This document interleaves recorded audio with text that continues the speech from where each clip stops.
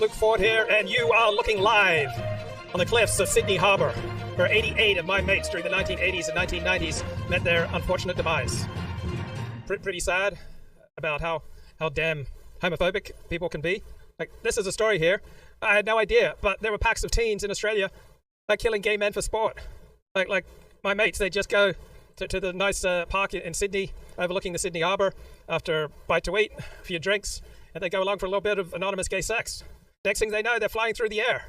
It's just horrible. Please don't make any tasteless jokes or remarks in the chat. See, these guys, they weren't even gay. That's what people don't understand. That they just went along to the parks for ironic gay sex. It's ironic gay sex. It's not really gay sex. And the only reason that they're even there is because of the stigma. It's the stigma that drove them to these desperate ironic measures, just because they wanted to explore their sexuality and get in touch with their convict heritage. Off they go to the park. Next thing they know, they're just flying through the air. Unbelievable. I can't believe that there are all these packs of homophobic gangs, teen gangs, just rolling through Sydney parks, tossing homosexuals over the edge for sport. Wow. It's time that we move beyond this. This is just shocking. So we're looking live at the cliffs. Oh, poof, is that another one that just went by? Boy, this is terrible. This is really, really bad. Don't do this, guys. All right. 2 months ago, I did one of my typically thoughtful, tasteful videos on the need to use dissident material responsibly, because too many of you are just inhaling the comp and just going off the deep end. We can't have that. I've been rewatching Breaking Bad, and I feel terrible, because I introduced a friend to some dissident materials years ago, and I slowly, steadily, partly desensitized him. Until finally I said, hey, we should do a book club about my...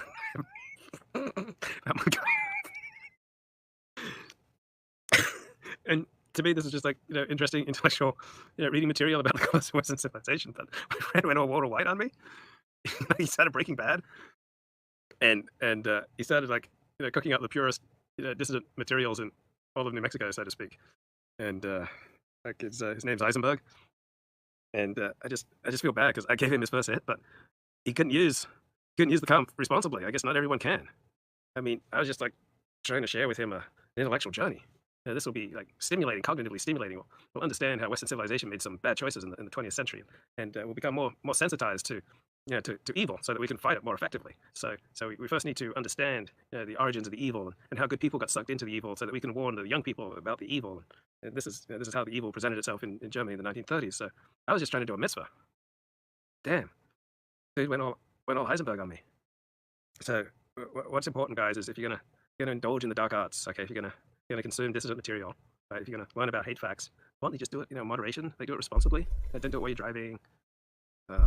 Just all good things in moderation. But I created a Heisenberg, and yet I just find it funny.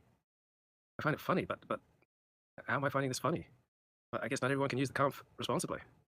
But guys, if I drop some red pills on here, please use it responsibly. Don't say things to upset your mother, and don't troll online, and don't take off the normies, and don't horrify your colleagues and your friends. Don't lose any friends. Don't lose your job over it. Don't quit your 6-figure job to start driving for Uber so you can discuss the JQ and the culture of critique. All right, that's a bad idea. Don't go shaving your head, man, once you start reading these dissident materials and just going all Heisenberg. Why can't people just use knowledge in a responsible manner, man? Just use a little bit to recreationally. Why can't people just use this dissident information just recreationally? Just use it for giggles, guys. Just have a good chuckle with it. Like you don't have to go full Heisenberg. Okay, don't go quitting your jobs to drive for Uber to talk about the JQ. All right, so just if you want to consume a little dissident material, maybe just do it on weekends. Maybe try to stay away from the hard stuff. Maybe look, at least weekdays. Nothing more hardcore than video. All right, and then on weekends, okay, if you have to dip into a little bit of American Renaissance, but you gotta. The danger of that is that American Renaissance is a gateway drug, and you may think you've got this all under control, but then you go from American Renaissance and you start hitting the right stuff, and you start going to pool parties and book burning parties, and maybe probably best if you're married with kids, and you've got a good job and a good life and a nice position. Yeah, American Renaissance is dangerous, man. It's a total gateway drug. So if you've got a good life, if you've got things to protect, probably best don't consume anything harder than Tucker Carlson. Okay, so if you want to be really edgy You can listen to the Ben Shapiro podcast, but like, why does anyone need to be any more right wing than Ben Shapiro? So probably just keep it to Tucker Carlson. Like, if you've got things to protect, and if you're free and fancy foot and no obligations, then you don't have people who care about you, and so they're not going to be totally let down and devastated. When the expose comes out in the local paper about the neo dude next door, then if you've got no obligations, you've got nothing to lose, then sure. Okay, so this got a critique by Paul Talk. He titled it "One Man's Adventure Beyond Good and Evil." So let's play this. They're radicalizing our youth. I find it funny. I don't want you guys to get morally desensitized. So not everyone can use the conf responsibly. Explosions of blind hatred, bigotry, racism, and anti-Semitism. It rewires your neural pathways. People get hurt, bro. People get hurt.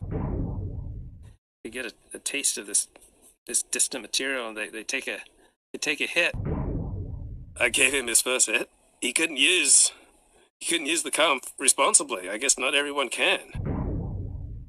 Why can't people just use this distant information just recreationally? Just use it for giggles, guys. Just have a good chuckle with it. This is just interesting intellectual reading material about the course of Western civilization. Not everyone can use the conf responsibly. I was just trying to share with him the intellectual journey. This will be stimulating, cognitively stimulating. I find it funny, but how am I finding this funny? Nothing more hardcore than VDARE. It becomes the highlight of your day. Okay, so we had quite a time in the comments section today, so let's go through that. So here's my perspective. If I introduce someone to alcohol, I say, hey, have a drink, and then they become an alcoholic, what moral responsibility do I have? I would contend none. Zip, zero, zilch. If I introduce someone to gambling and they become a gambling addict, again, I take no responsibility for that. If I mention a porn star and as a result someone Googles her and then becomes a porn addict, I take no responsibility for that. I only take responsibility for that which is my responsibility, which is my behavior and my words. So I'm not invested in your life. If you make terrible choices, that's on you. Your ups and your downs are your responsibility. They're not my responsibility. I want you to flourish. I want to be a positive influence. But in the final analysis, if it is to be, it is up to you. God grant me the serenity to accept the things I cannot change. And one of those things I cannot change is you. I can't control anyone but me. And I don't see it as being particularly righteous to claim responsibility for things that are not my responsibility. Now, I get how that's a very morally appealing pose. I get that. It's like, oh, I feel so responsible. I took my friend out for drinks one night, and then 3 years later, he was an alcoholic and living behind a trash dumpster, and it's all my fault. Okay, so I think that's absurd. I think it's pretentious. I think it's nonsense. And I think it's morally destructive. If you start taking responsibility for things that aren't your responsibility, you're not making a better world. You are getting confused about reality. So all we can control is our own behavior. Yes, we can have an influence on people, and we should try to have a positive influence on people. But influence is a long, long, long way. In fact, it's a completely different word than responsibility. If I tell you to go suck off a dog and you go suck off a dog, that's not on me. That's entirely on you. If you're idiotic enough to do that, that's on you. Even if I made all sorts of videos explaining how wonderful this is and how it's a preventative from various diseases and how it enhances your social status, if you go out and do something that crazy, that's entirely on you. Entirely on you. And apparently this is a radical Nietzschean position that I'm taking. So apparently personal responsibility for your adult choices as an above average IQ man is a Nietzschean insight from the 19th century. Okay, so Paul Talk responds, introducing the drugs, gambling, porn, you are the wrong crowd to run with. Why? Why? Yeah. I mean, I don't drink. I've never done drugs. I've been porn free for a decade. To me, that doesn't even begin to grapple with the point that I made. So it's kind of interesting as we scroll through here. Paul makes very serious points, but very serious points that simultaneously cannot be argued with. So his points basically depend on my show has an unhealthy influence on people and it's bad for their souls. So how can you argue whether or not the show is good or bad for someone's soul, or whether or not it has a healthy or an unhealthy influence? You can't argue with that. All right. So I'm just trying to understand where he's coming from, that he believes it's my responsibility if I tell someone to read a book, and then as an adult male, I'm thinking about one friend, he's at least 2 standard deviations above average in IQ, adult male, married, kids, wonderful life, prestigious position in life, someone about age 40 or older, someone then goes, reads a book that I recommend, and it completely disorients him so that he then begins a lot of troll posting online. I take no responsibility for that. None. That's entirely his choice. That's entirely on him. Entirely. Is this a Nietzschean, radical Nietzschean position that was just brand new to the 19th? Okay, g'day mate, 40 here. I am live, just playing some oldies but goodies. So there's a whole stoat Holocaust going on in New Zealand, and absolutely nobody's talking about it because everyone's afraid of the New Zealand lobby. And everyone's afraid, if you go up against the Kiwis, you'll never eat lunch in this town again. Everyone's just ceding our cultural, political, and moral high ground to the New Zealanders, who are always sticking their nose into things that are none of their business. They're pushy. They're trying to take over our culture, and they've got a Holocaust going on in their own country. They're trying to wipe out super predators. They're going after the humble stoat. They're going after brown rats and possums, even black rats. Incredibly racist stuff going on in New Zealand. And why are they wiping out these super predators? Racism. They want to protect native wildlife, right? They prefer native wildlife to, other wildlife. It's just so wrong. It's so bad. Okay, hurry up. I'm trying to do a show here. I mean, there's a genocide going on in New Zealand. No one's talking about it. Everyone thinks it's great that New Zealand is working on making the country predator free. I mean, how racist is that? Isn't that just like Jew free? Is there really any difference? She's a kiwi bird, New Zealand's national symbol. This makes me She's also sick. flightless. Absolutely sick. Along with other New Zealand bird species, they are easy pickings for rats, stoats, and predators, and many of these unique species are now endangered. That's because historically, New Zealand was a bird haven, having split away from the ancient supercontinent called Gondwanaland before mammals evolved. I thought we got past this. So these little guys used to be dominant and had little to fear. But then, 800 years ago, that all changed. So, is he talking about Anglos here? I mean, is he just trying to prepare the way for some plan to get rid of Anglos? Because when humans arrived, they brought these terrestrial mammals that walk on 4 legs and hunt by smell. And that was something very new to our birds, which were used to being hunted by sight. And so when a bird freezes to avoid being... This is another Holocaust. I mean, this is what Jews have suffered so many times. And let me just tell you, as a Jew, I'm just so much more morally sensitive than you are. I'm just so much more morally superior. When I converted to Orthodox Judaism, I got this whole moral sensitivity kit along with a money lending kit. It was awesome. So I'm reading this new book on Jacob Taub's Professor of Apocalypse. Let me tell you about what was going on in Switzerland, right? Do you even know about the precarious position of Swiss Jewry? So Jews in Switzerland in the 1930s, they were few in number. They were far less prominent in Swiss life than were their counterparts in Germany, Austria, France. And guess what? The Swiss were committed to keeping it that way, all right? Even in Zurich, it had the largest concentration of Jews. They only made up 1.7% of the population, compared to 10% in cities like Berlin and Vienna. Think about how much more prosperous and lively and more vibrant Zurich could have been with a 10% Jewish population, or a 40%, or a 70%, or a 90% Jewish population. I mean, that place would have been totally rocking. So there are only 20,000 Jews across the entire country. I mean, how racist is that? Jews constitute less than 0.5% of the Swedish population, and only half of those possess Swiss citizenship. The rest were classified. Guess how they were classified? As foreigners. So Switzerland was sparing and granting citizenship rights, especially to Jews, and especially to Jews of Eastern European origin. All right? I mean, how racist is that? So in 1894, the Swiss government banned the kosher slaughter of meat, ostensibly on the grounds of animal protection, and you've got other countries doing the same thing now, banning kosher slaughtering. But we really know what's going on. They want to discourage the ongoing migration of Jews into the country and prefer native people to Jewish immigrants, just like they're trying to prefer in New Zealand, like native forms of life compared to immigration life. Like, who's to say that one type of bird is better than another type of bird? Like, what makes like natives superior to those who feel in their heart that they're really New Zealanders?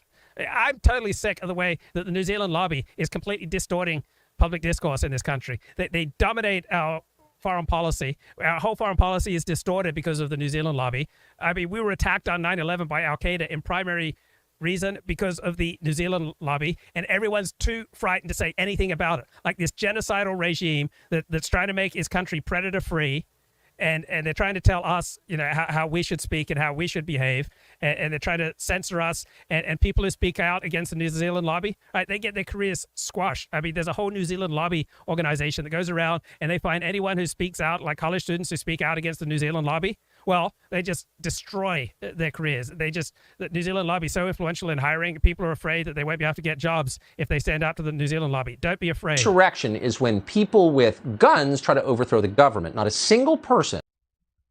Okay, g'day, May 40 here. Just wanted to enjoy some of the greatest hits from the past. I'm drawing up a collection of highlights of what I think are my best posts and my best videos, so I'd appreciate your suggestions. I'll link that in the video description. So, as you know, I've lived my life like a candle in the wind, never knowing who to turn to when what. Like a candle in the wind, never knowing who to turn to when the rain sets in. Something like that, right? Never knowing who to cling to when the rain set in. Loneliness was tough, the toughest role I ever played. And they made you change your name. Yeah, they made me change my name. Like, my name is 40, all right? But was that good enough for our white bread overseers? Would they allow me to just put 40 on my driver's license? No. They gave me the slave name of Luke Ford. But I'm not Luke Ford. I'm 40. They told me, oh, you should wear a yarmulke when you're out and about. It might arouse anti-Semitism. I was like, I got to be me. I got to be 40. They said, well, at least tuck your fringes in. Don't wear your fringes out. Like, try to keep your fringes hidden. I said, no, I got to be 40. And then the newspapers, all right, all they write about me is that, I banged this porn star, I banged that porn star, I was found in the nude here, I was getting blowjobs there.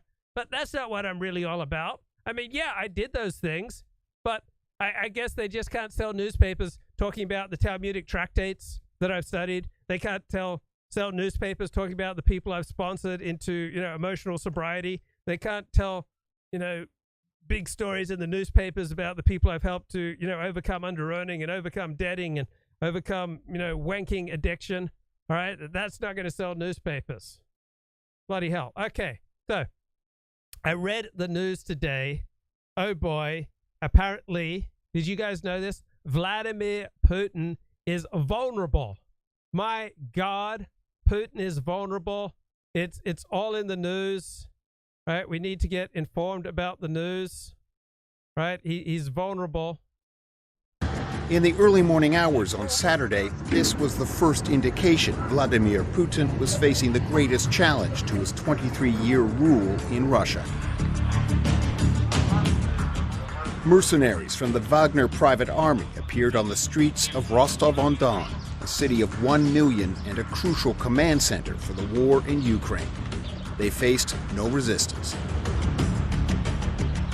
The hostile rhetoric between Russia's military leaders and Wagner's chief, Yevgeny Prigozhin, had boiled over.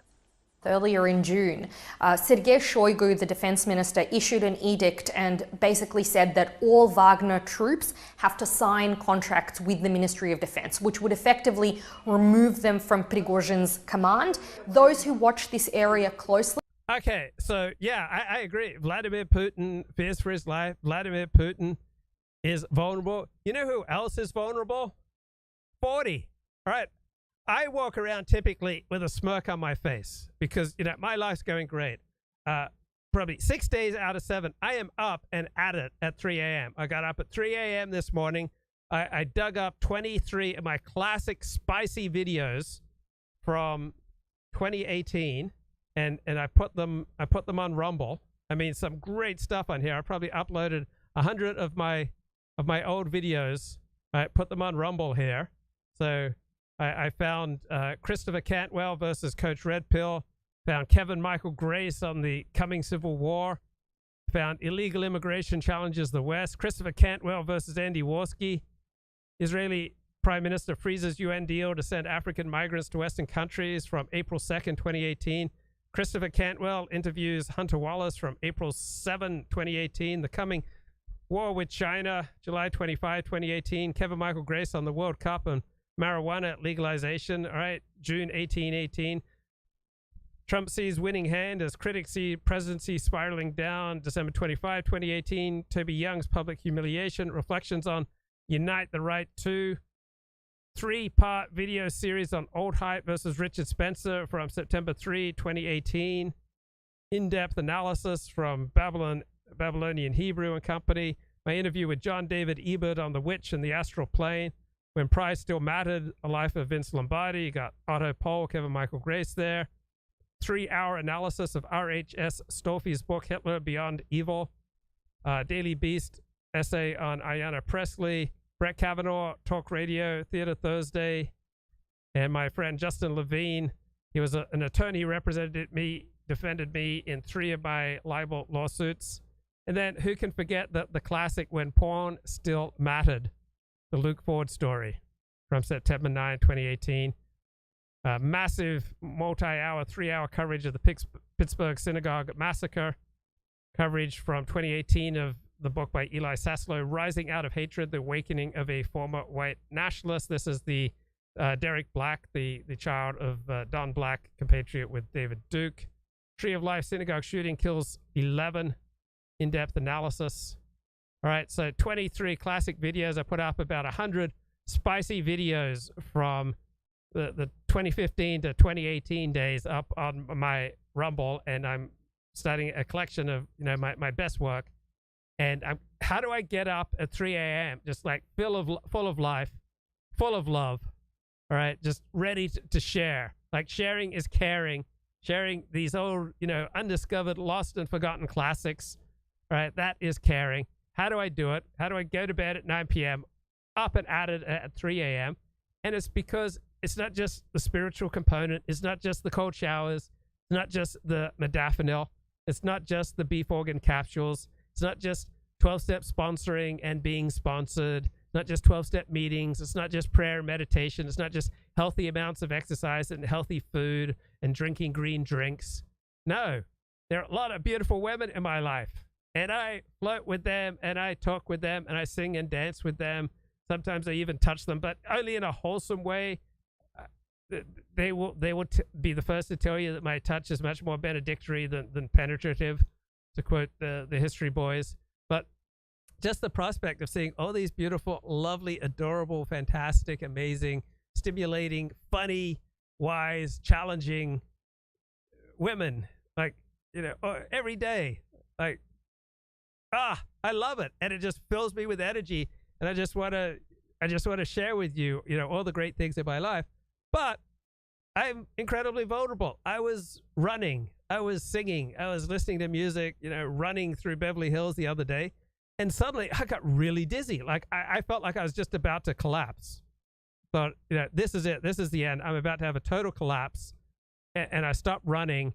And the dizziness went away. It hasn't returned, but just like out of nowhere, I'm feeling great. I'm running, and then suddenly this overwhelming dizziness just hits me. And then I look at the news on my phone, and it talks about how for about 5% of the population, if they vigorously exercise, they're at great risk of a stroke. So no matter who you are, you're incredibly vulnerable. I've interviewed thousands of people in my life, and the common denominator to all interviews is I notice when I get to know people how vulnerable they are. From Elon Musk to Joe Biden to Donald Trump to Ron DeSantis to Vladimir Putin to Rishi Sunak to Colin Liddell to Richard Spencer. We're all incredibly vulnerable. I was running along, and suddenly this dizziness, fit hits me, and I thought it was all over right there. My smirk suddenly faded. All right, I wasn't smirking when the world just started swimming, and I thought I was about to collapse. So yeah, Vladimir Putin's vulnerable. We're all vulnerable because we're all going to die, and life is unpredictable. There are just constant changes and challenges. We rely on people, and then they die, they move, they change, and the things that we've been using to support us, disappear. We may get a great deal of meaning from, our physical strength, and then we get sick and that goes away. We may get a great deal of meaning from our social community, and then we may fall out with our social community. We may get most of our meaning from our profession, then we might lose our profession. We may get a great deal of meaning from our family, and then we become alienated from our family. So yeah, Vladimir Putin is vulnerable. Everybody's vulnerable. You're vulnerable. I'm vulnerable. It could all end tonight. So let's get, I like this guy, Vlad Vexler. I played a little bit of him yesterday. Pathetic and wobbly talking about Putin. Speech. I've written it in the form of a Twitter thread that will actually help us, as always, get through the points quickly. It lasted just over 5 minutes, I think. Putin's speech reveals weakness and new possibilities, is just the old point, for the politicization of the Russian space. Don't exaggerate this. Don't think that the depoliticized blob in the middle is going to dissolve, or that there's going to be a revolution in Russia. Not at all. But, though we shouldn't exaggerate this crack in Putin's aura of legitimacy, which we talked about in the video in the main channel yesterday, that crack is there, he knows about it, and it's irreversible. Still, I see that Putin is feeling incandescent rage at Prigozhin, this image of a dictator overthrown via a mutiny of a certain kind, a mutiny that's got out of control, is an ultimate nightmare for Putin. So he feels incandescent rage at Prigozhin. That came through again. Betrayal is the highest moral crime for Putin, and his relationship with betrayal is traumatic, in my view. Now, of course, Prigozhin wasn't trying to replace Putin, but Prigozhin generated a potentially revolutionary situation. That's how I'd put it. And if that situation had gone further, it's not clear what Prigozhin would have done, although the odds are that he would have been handled eventually by the state and by the regime. But I'm saying here, Putin spoke as though Prigozhin's march presented an existential threat to his life. I'm confident about that psychological observation about Putin. He spoke with the wobbliness of somebody who felt that his power was in danger, and his life relatedly too. The message to the Wagnerites who participated in the march is extraordinary, and its weakness won't, go unnoticed. He roughly said that you've done something so terrible, but I forgive you. The I forgive you bit is implied, but very strongly implied in various things he said. So those of you who accept that you've made a mistake, these are pretty much his words, can sign up with the MOD, can just go home, or can go to Belarus. And we're going to see what that means, because we don't know. Many experts' assumption was that if Prigozhin goes to Belarus, that's not the same as Prigozhin going to Belarus with some Wagner folks accompanying him in numbers, because it's not clear how that would be acceptable to anybody, including Lukashenko. So what that means, Putin is telling them, you can go to Belarus, we're going to have to follow. Of course, revolutions we know are impossible for Mr. Putin. They have to be expressions of malign foreign interference. And so Putin's notion of organic revolution. Okay, so Vladimir Putin seems to me to have done more with the cards he's been dealt than any other leader of a major country in the past 25 years. So I think he's been pretty effective leader for Russian interests. And so I'm not buying that, he's about to lose it all. He's about to be killed. He's about to be overthrown. Yet, I got to recognize it could happen. So, well, what is the answer?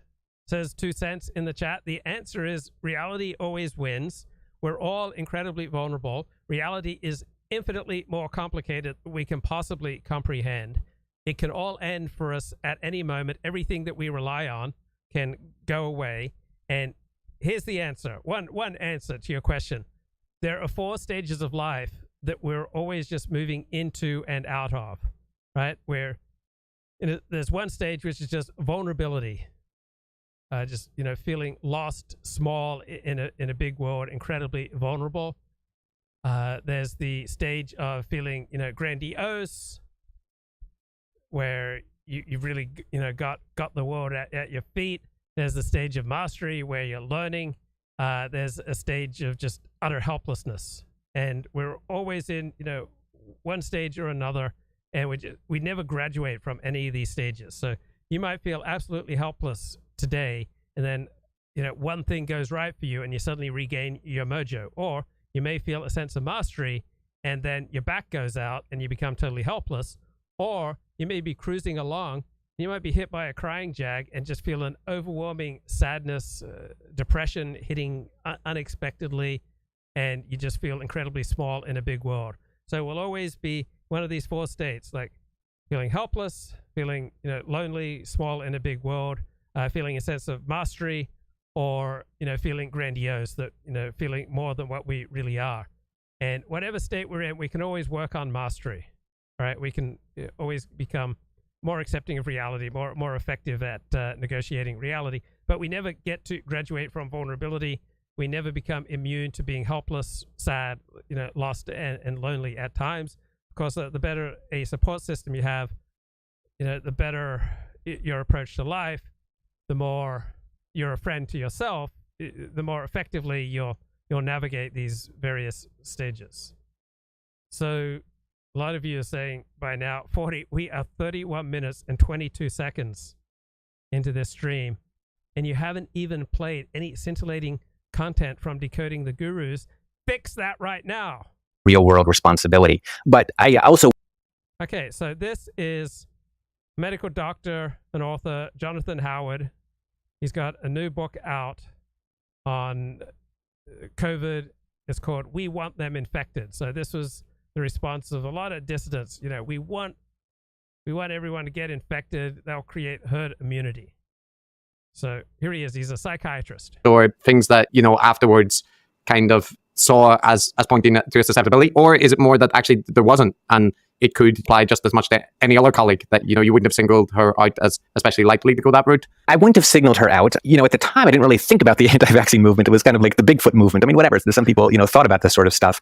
She was a little bit sort of rebellious, which is not a bad trait. But, like I said, when I knew her, we treated sick people together in the hospital. And you can't use magical thinking when you actually have real world responsibility. But I also witnessed her sort of escalation. When she first started out, it was sort of, vaccines cause autism. Ooh, oh my gosh, what a, crazy, wild thing for a doctor to say.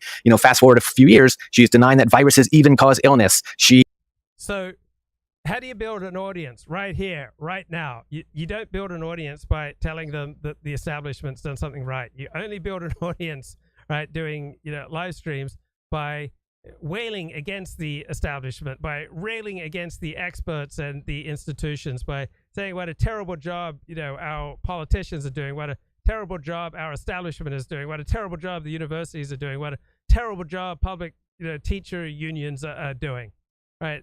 Those are the incentives, right, to just bewail our establishment, bewail our institutions. But really, come on, guys, we love our institutions and our establishment, don't we? I mean, they're the best, right? We love our cops and our law enforcement. How does that go? What's that Baked Alaska song?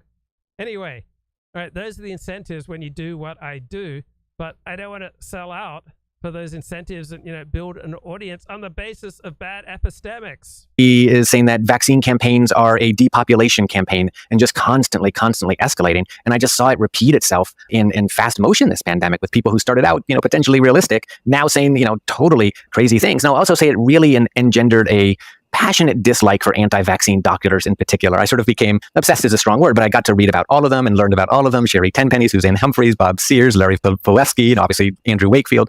And I just developed sort of a bitterness almost in the sense that I think they're sort of like arsonist firefighters, which are a real thing too. So I had a very strong dislike for doctors who spread anti-vaccine misinformation. I came into the pandemic with that fully formed.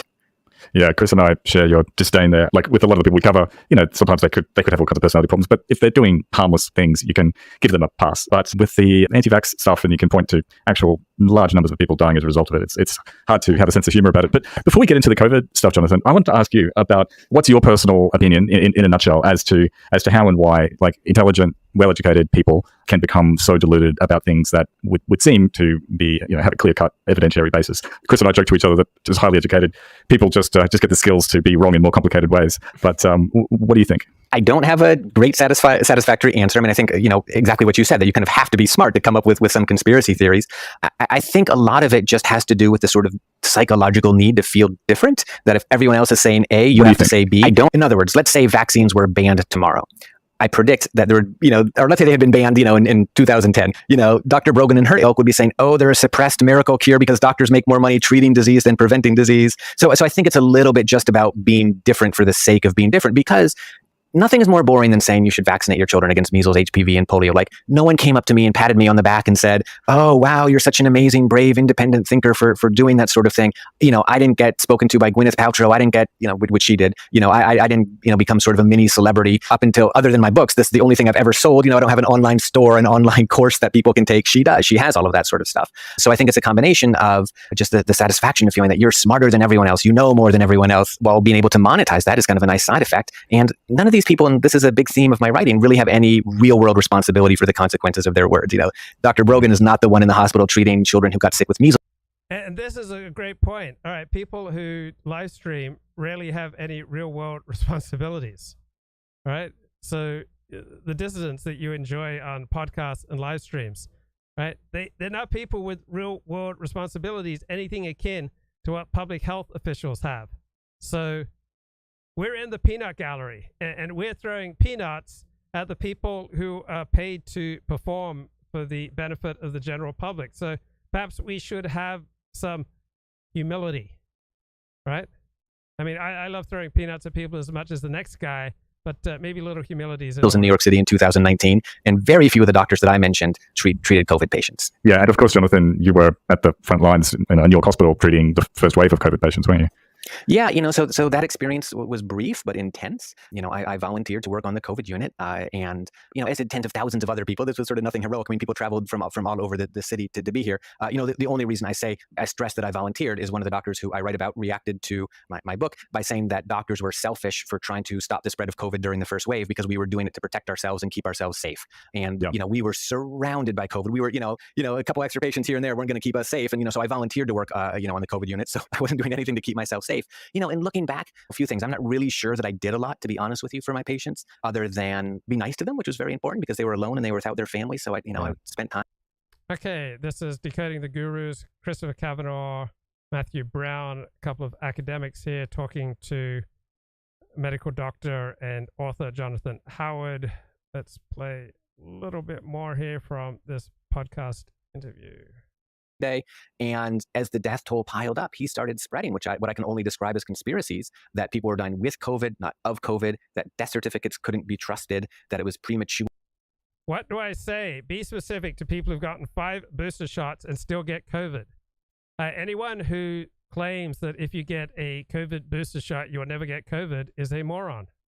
Now, with public health advice, you often have to dumb it down to communicate to morons. And so there's been some moronic public health advice. But there's nothing that anyone with a familiarity with the flu shot or with COVID boosters will claim that this is going to protect you from, 100% from getting COVID. What it does do is that it may well reduce your chances of getting COVID, and it does clearly significantly reduce your chances of being hospitalized or dying from COVID. So even if it made no difference to whether or not you get COVID, and I don't believe that's true, I believe it reduces your chances, it makes a very significant chance with regard to being hospitalized and with regard to dying. It may even possibly reduce transmissibility. So to me, the evidence is absolutely overwhelming that COVID vaccines, like all the other vaccines approved for use in the United States, are overwhelmingly a good thing, that there are at least 100 times more advantages to getting vaccinated to staying unvaccinated. With that said, of course, there will be occasionally very negative reactions to the COVID vaccine, just like sometimes people will die because they wore a seatbelt. So overall, seatbelts save lives. In rare situations, seatbelts cost lives. But you have to look at these things on the net. On the net, wearing a seatbelt puts you in a safer position than not wearing a seatbelt. Overall, getting vaccinated puts you in a safer position than not being vaccinated. Were intubations that were killing people anyway, and it was lockdowns that were killing people. And the people who were actually dying of COVID were just, 95-year-olds with metastatic cancer who had 2 days left to live anyway. And these themes persist to today. So how can you tell who's reliable and who isn't? Well, it took me a year to figure out that John Ioannidis was kind of not someone to trust. And most of that was just his reputation. It was a very cognitively dissonant time for me because, here, this very brilliant, world-famous epidemiologist making these very confident predictions. And what do I know? I'm just a neurologist. I can look at a brain MRI, that's for sure. But what do I know about an epidemiology during a pandemic? But so, I was reading his statements on the one hand and hoping they were true. Oh my God, I was hoping they were true, that the pandemic was almost over in April 2020, but then sort of seeing, how do I square this with what I see in my own eyes? And it took me a year to write my first science-based medicine article. And I think to answer your question, and this is one thing that I have observed about all the people that I write about, I didn't make this explicit, maybe I should, but is that they feel comfortable commenting on every aspect of the pandemic, on masks, on vaccines, on lockdowns, on mandates, on steroids, on remdesivir, on every. Right. He could be talking about live streamers and podcasters here. Like people who do what I do claim expertise on all sorts of topics where we're not experts, where usually we've had no real world responsibility for the health and welfare and safety of large numbers of other people, yet we're in the peanut gallery claiming all sorts of expertise that we don't have. This is a great rant. Let me play it again. I see in my own eyes. And it took me a year to write my first science-based medicine article. And I think to answer your question, and this is one thing that I have observed about all the people that I write about, I didn't make this explicit, maybe I should, but is that they feel comfortable commenting on every aspect of the pandemic. So I remember someone I used to live stream with who was a professor who was in a very prestigious position, married with kids. And I noticed that he would frequently make public pronouncements on my show and elsewhere in public on books and essays he had never read. And I said, bro, that's really bad, right?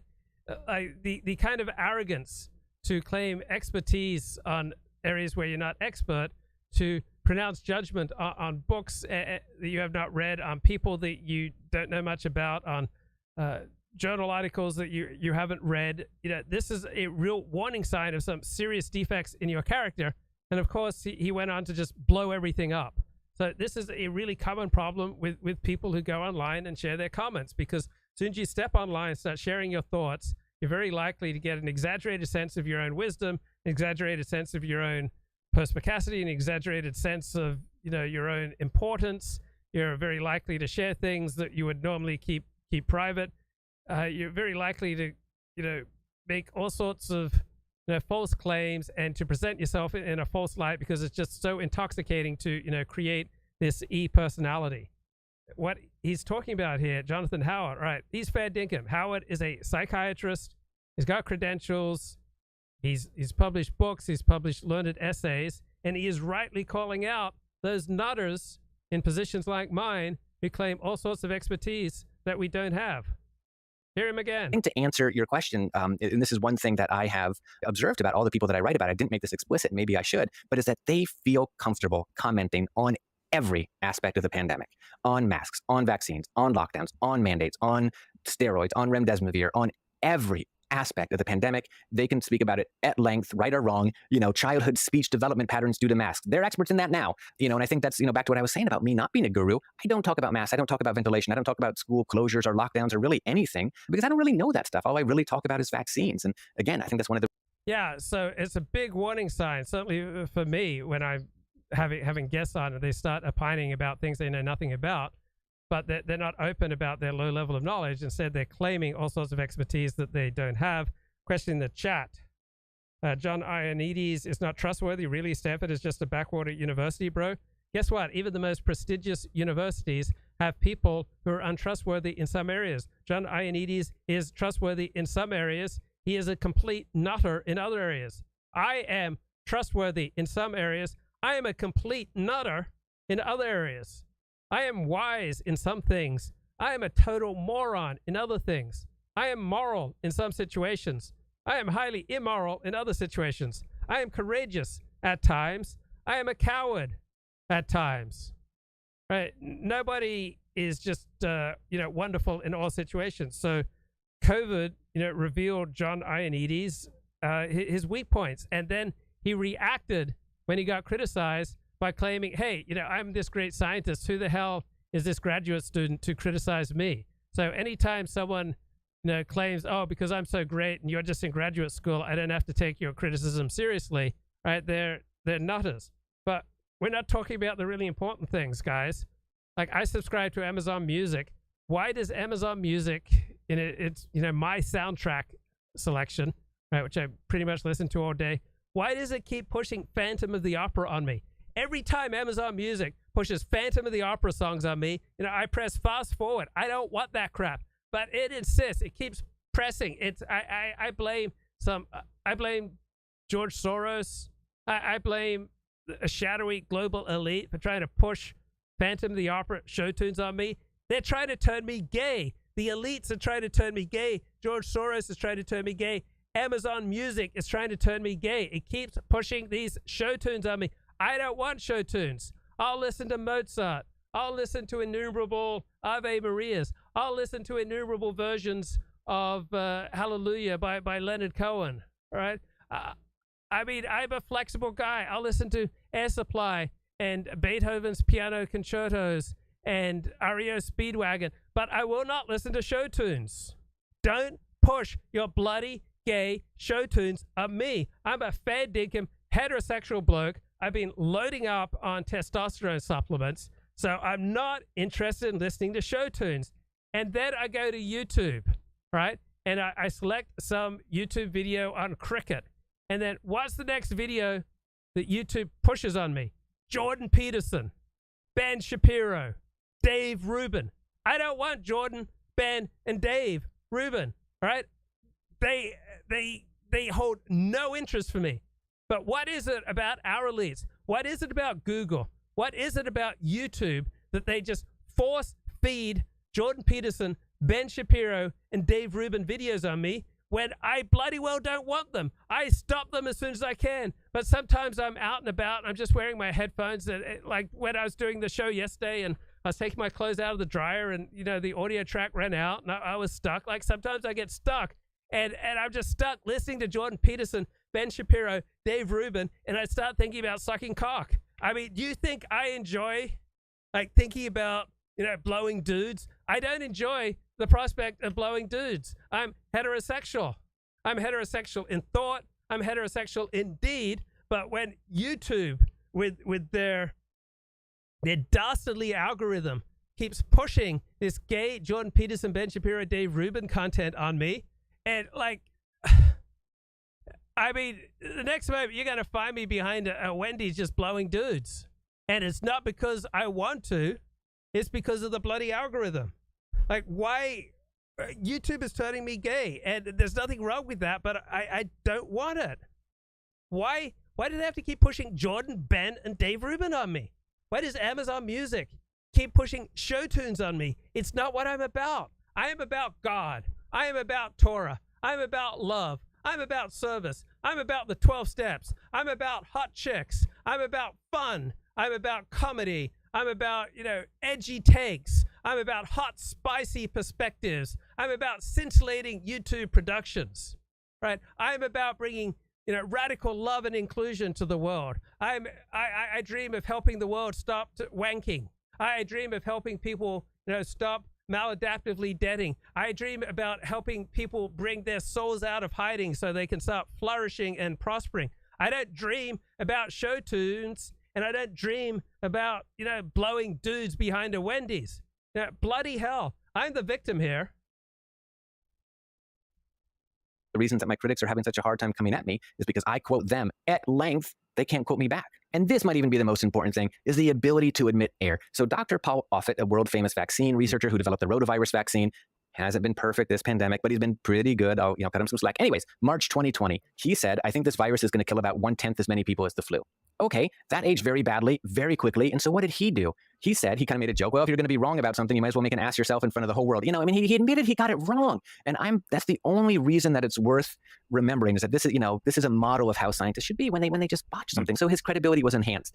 These doctors who I write about don't do that. So Marty McCary, who famously predicted we'll have herd immunity in April of 2021 in the pages of the Wall Street Journal, and then declared that herd immunity had arrived in May of 2021. You know, did he ever write a piece of self-reflection and say, you know, geez, you know, what did I get wrong? How did I underestimate this? How can I do better in the future? No, he's just out there bashing Fauci and vaccines. So all the doctors that I write about will speak about the importance of admitting error and of humility and following the data. Again, that's what makes them more dangerous than Kelly Brogan, but they don't do it. They'll never, ever admit error. Yeah.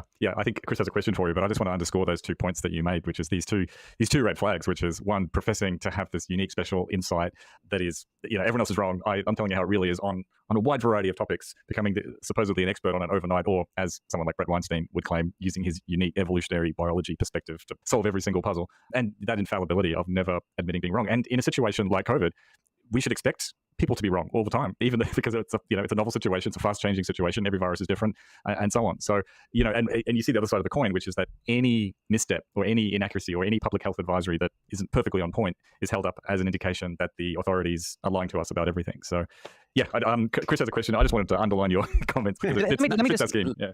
Look, they are lying to you about one thing.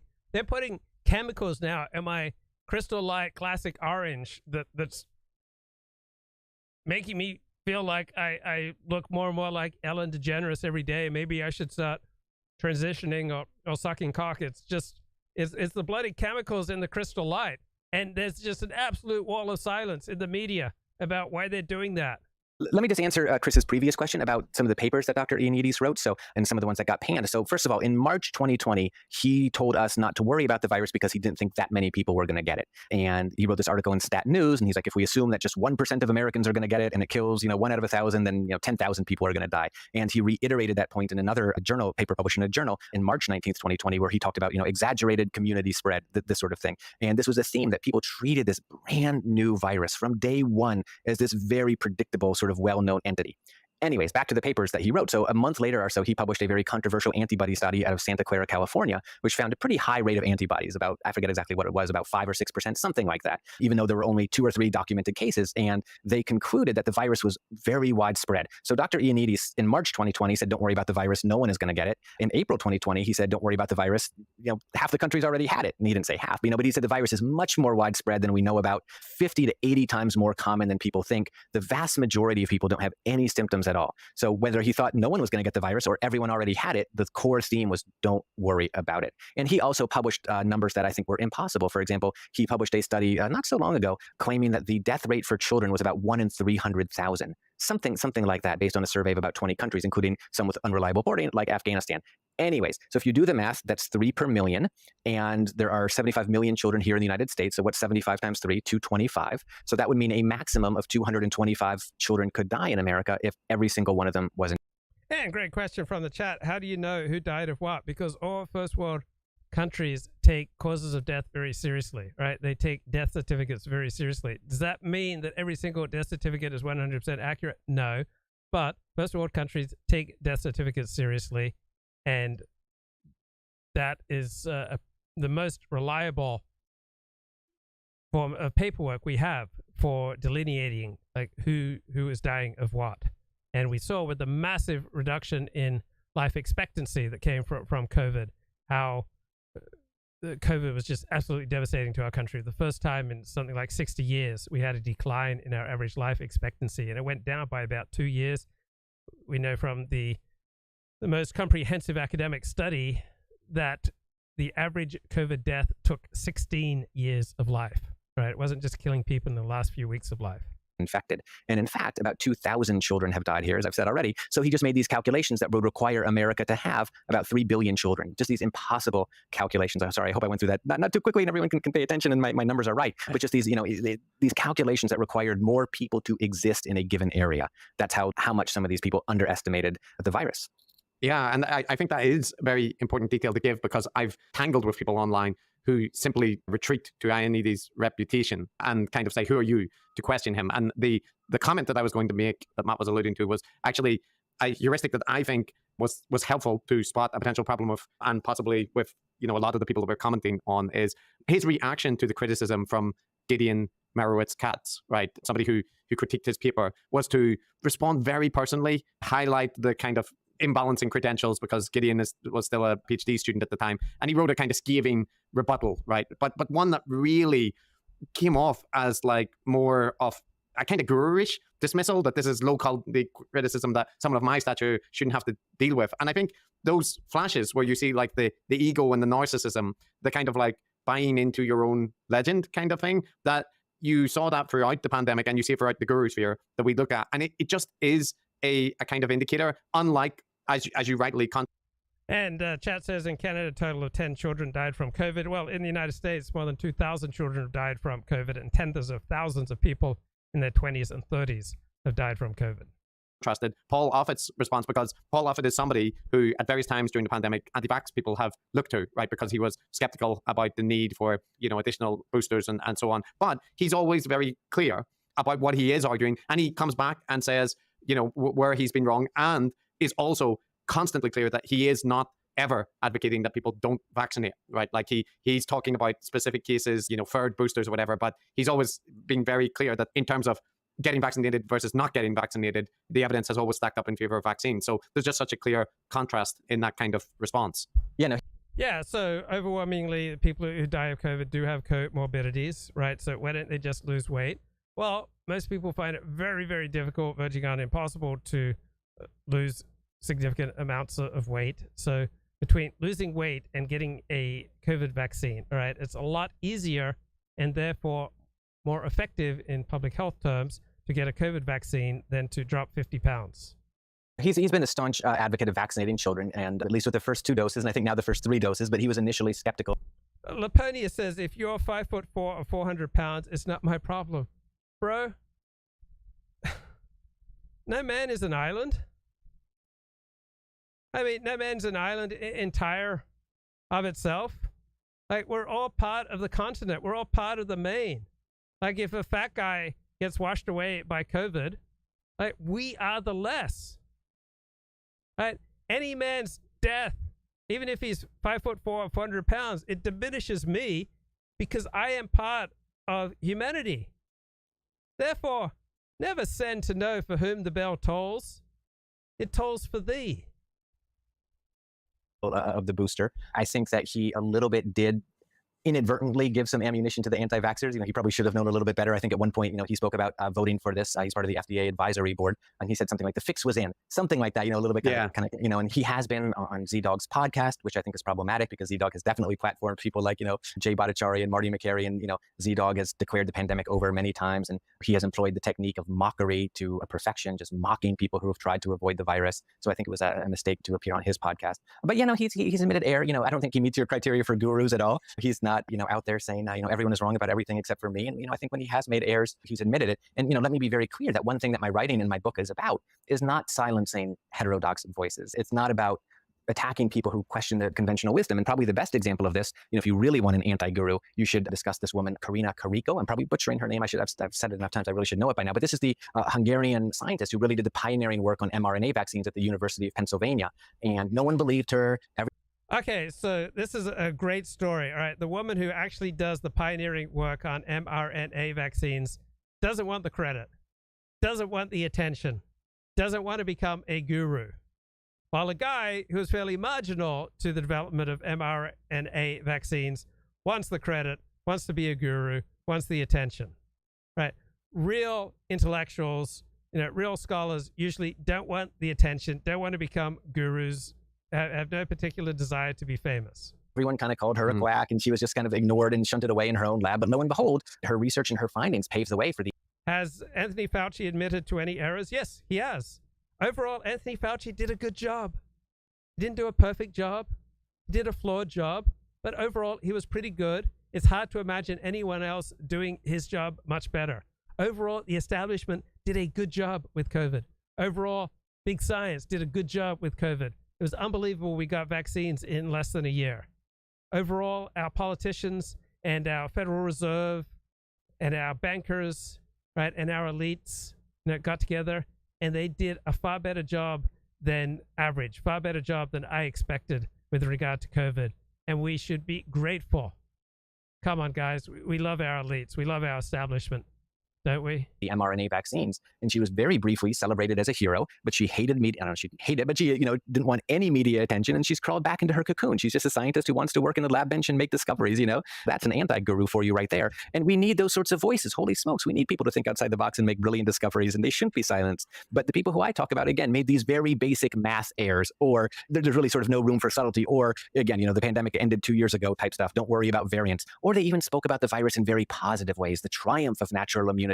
That's an article written by Martin Kulldorff, or Marty McCary tweeted a few years ago, natural immunity wins again. Vinay Prasad wrote some very pro-viral pieces where he talked about immunity is built through illness. It's healthy and natural when children get sick and recover. So, it's a really sort of very different sort of thing. And sometimes I have seen those voices just be called thinking differently when, no, it's not thinking differently when you conclude that 2,000% of American children have contracted COVID.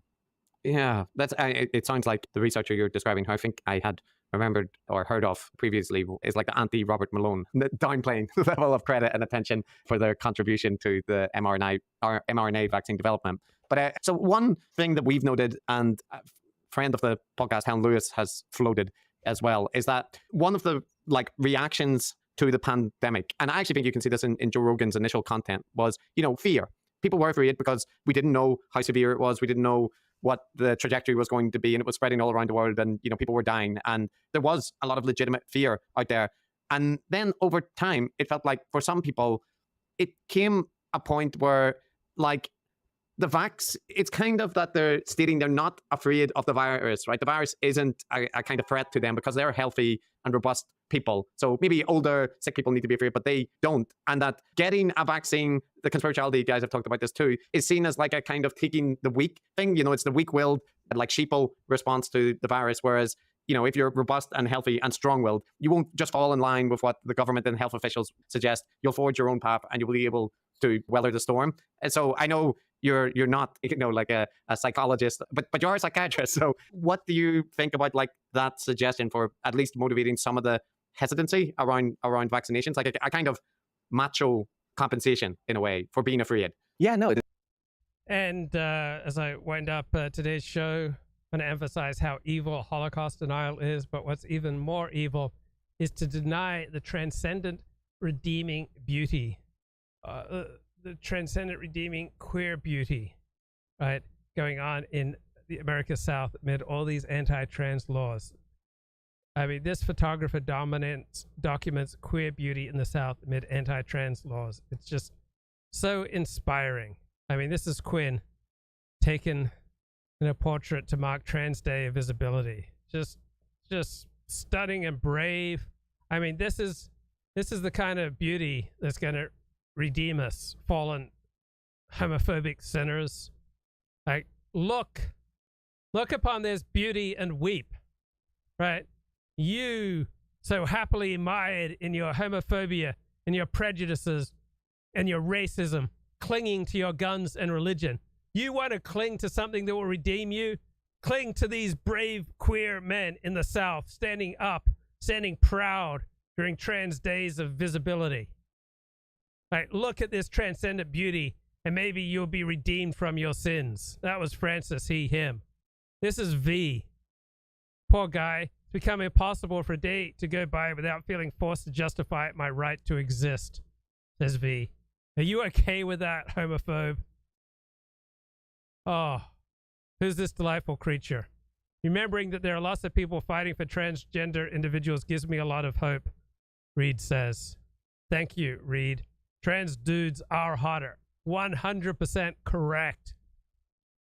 To deny that trans dudes are hotter is worse than denying the Holocaust.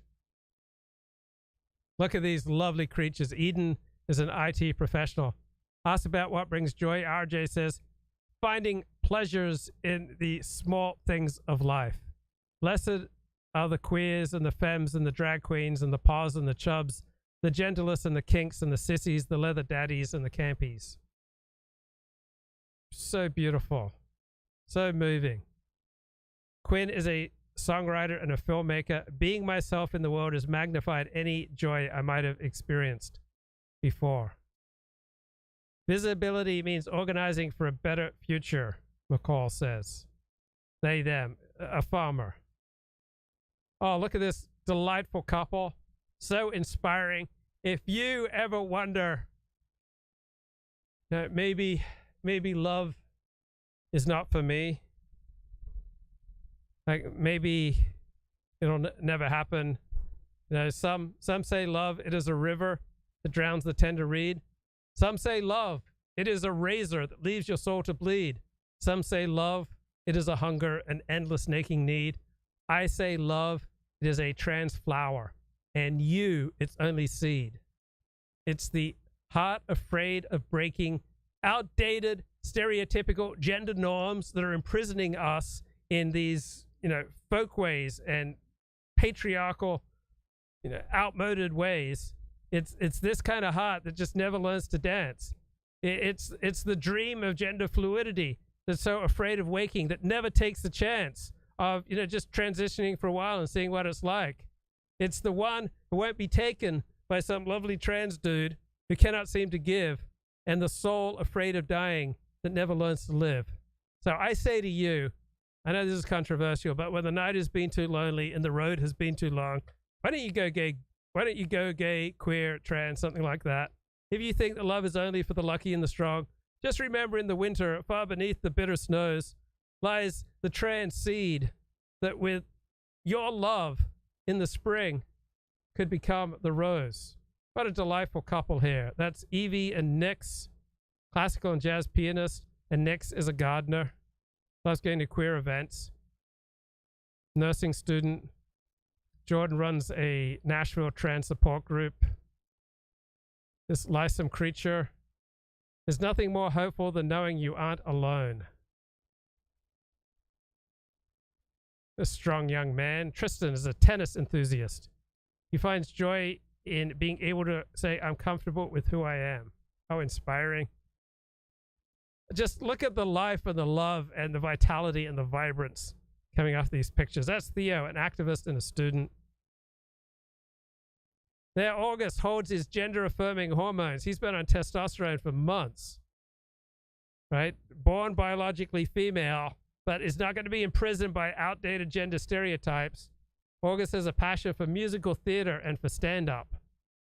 And he's able to find the gender-affirming hormones that have enabled his life to just blossom. August, he, him, is a theology grad student and nanny. This could be your next preacher or priest, guys. Dive deeper into the communities that cherish you. I mean, you're looking for friends, community. I mean, look at Felix, Alvin, and Scout. Your life can be everything you dreamed it to be. You'll be a tattoo artist. Isn't it time to become an ally? Look how they have transformed outdated gender stereotypes and made them vibrant and alive. I'm gonna start crying. I mean, trans joy prevails. There's nothing else I can say. I just gotta go right now. Trans joy